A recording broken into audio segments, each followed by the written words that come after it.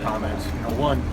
I met with Ed this morning, and the first thing I did was apologize to him because I have so much distaste for what happened last week. Ed has done nothing but carry himself as a consummate gentleman, high character, high integrity, and for somebody in our department to speak to someone in the media when they had no authorization to speak about a decision that hadn't been made, about a conversation that I had not had with a coach, made me sick to my stomach. Ed, his family, the guys on that team, this institution, everyone deserves better. And I have a problem to fix. So I started this morning by apologizing to him because he's done so well by us. He's given us everything. And I told him I'm not sure that institutionally or departmentally we've done everything for men's basketball that we need to do to compete at the level that we want to compete. We made the move to the American Conference. We didn't increase the resources allocated to the program. If you want to beat Memphis and you want to beat Houston, you want to beat Cincinnati and Connecticut on a regular basis, we have to travel the way they do. We have to resource our programs the way they do. We have to fund from a salary standpoint the way they do. And those things, I would tell you, Ed didn't have all the tools in his belt. And so when a program makes a transition or a change, I think that so often we point and say the coach needed to do this better or that better. I would tell you a lot of things needed to be done better. A lot of things have to be done better to get this program to where we want it to get. Given what you said, that why did you decide to make a change? After 6 years, we can invest in the program in a lot of ways. It's going to take a little bit of time. There's a chicken and egg argument. We need the fans to support us for the program to elevate, to provide the resources. But the fans aren't going to support us until the program elevates. And so instead of chicken or the egg, the chicken and the egg have to go down the road at the same time. We have to create a renewed enthusiasm and excitement for men's basketball in Tulane, in the community, among our alums, and all of our constituencies. And so to do that, to make a change, and then provide the armor necessary in the tool belt for the next coach to compete at the level that we want to compete.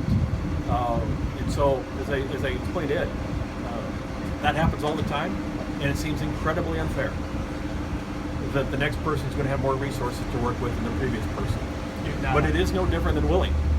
When Willie came in, we have provided some things to Willie that I don't know the program had before, because those are the things that it takes to win in the league that we're in right now.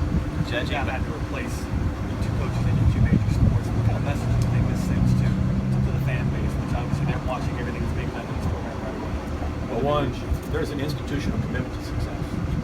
There's an expectation to succeed. And this institution prides itself on being one of the top 40 academic institutions in the country. It should expect no less out of its no less out of its law school, no less out of its high school. And so, in order to do that, one, it's an investment in people. It's an investment in resources, in all resources, in time, talent, energy, effort, all those things. But the commitment, when I was hired, I saw the commitment at an institutional level at all levels to support championship level programs. And so hopefully what the community recognizes is that we're to do what we need to do, everything that's within our power to put our teams, our men and our women in a position to compete for championships and then ultimately have the competitive successes that we all want. Are you searching for the leader? What happens if you identify that person? Well, I don't have all the answers internally yet, but it is a very high priority for me, because going forward, for this department to run in the way that a quality championship level department has to run, people have to respect each other enough not to talk about their individual job futures with the people when they're not authorized to talk about those things. And so it's a problem I have to fix. How I'll fix it, I'll know when I find the source. You talk about rejuvenating the program. You just didn't feel like that was possible with Ed? Well, there are many people in our games, and that is an important message that's being sent to us.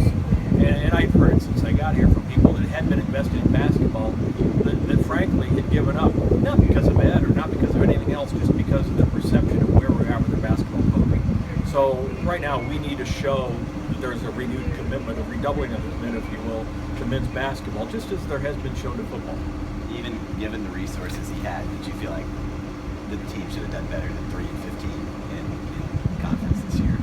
Is it hard to justify retaining somebody based on future potential when you're 3-15? Well, I will say this: a decision can never be made on one game, win or lose, and it really cannot be made on one season because there are so many other variables that go along with any one season or one moment in time.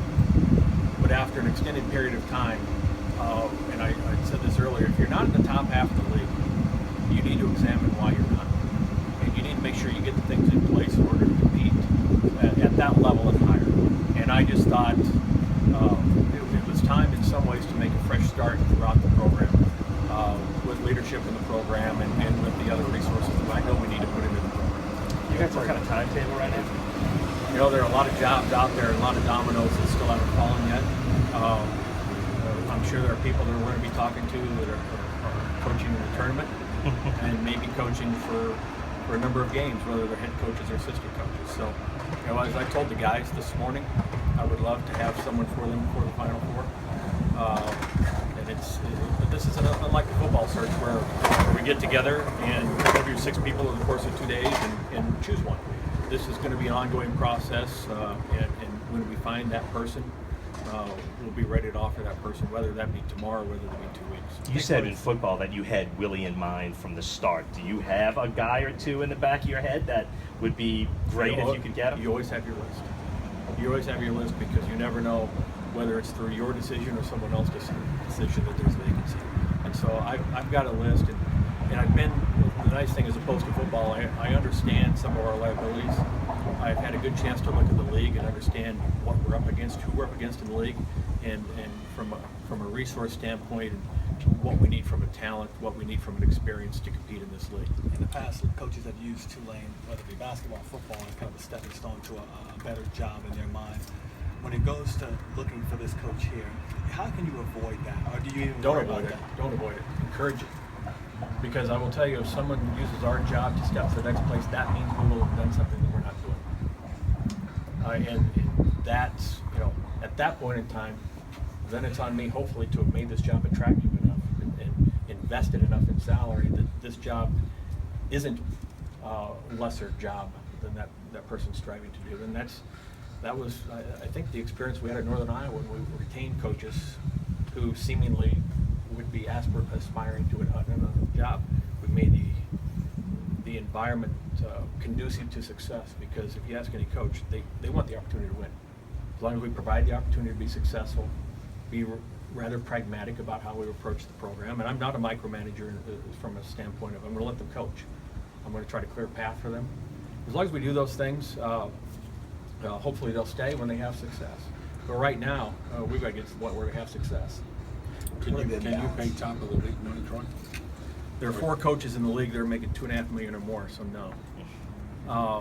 But we're going to pay at a level that is competitive to the point that I can get the type of coach here that I know we need to get. Seeing through imbalances you can fix kind of immediately in this search. You mentioned a couple of them that Ed was sort of fighting through. Are there ones you think you can fix kind of going into next season? Well, I need to put resources behind travel. You know, you say what you want, but on the recruiting process, or just use the example of we fly to Dallas for a basketball game, and when you commercial back, that means the next morning the guys are getting up at 6 o'clock in the morning, maybe getting back on campus at 9. They've missed 2 classes. The other schools in our league aren't missing classes a day after a game, and they're not wearing their bodies down by those early mornings. Those are the things, when you look at what do your peers do, we have to find a way to travel in a way that's more consistent with our peers. I've said this before. I think our arena is an asset. It'll be an asset in the search, because we can have a greater home court advantage than anybody else in our league because of the environment. I've seen videos of when things were hopping, what this place can be, and that's my goal, to get back to that place and just make it a terrible environment for somebody to want to come in and play. Do you feel like you're on the same plane for attracting a coach in basketball that you were in football, or better or worse? Where do you see? I would say this: that basketball practice facility we have is not going to be matched by many places in the country. So a tremendous asset there. The fact that we're in the American, don't underestimate the value of that. And one, in the football search, it was certainly probably, but two, in this search, this is as important as football is, the American is made out of institutions that are historically basketball institutions.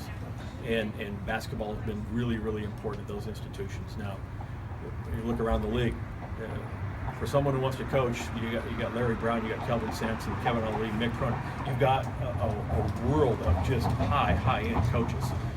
So it's a pretty elite group. It is at a level. We got 4 teams in the tournament. People know they can come in. You can finish 4th place in our league, 5th place in our league, and still get into the NCAA tournament, which for most conferences below our level, if you don't get that auto bid, you're in. So that makes this an attractive job for yet another reason. Do you know the current staff will be retained at all, Troy? I just met with the staff and I told them, if you're interested, if you're interested in the head job, here's what I want you to do. But really, the next head coach will pick his staff, and I will have zero to say about it. I'll offer input if he's interested in going to the staff. I'll offer input. We have really good people on this staff, but the next head coach will make that decision. Do you know what you're looking for in the next head coach, in terms of on court or anything like that? It's going to sound a broken record, like I talked when we had the football search, but I want somebody who's a winner.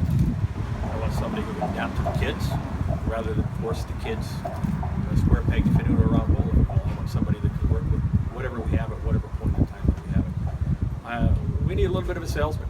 We need somebody with some personality, because part of the job for me and the new coach is to sell this program back to our alums, sell it back to the community, that it can be what people remember it being, but frankly, it can be quite a little bit more than even what we remember it being.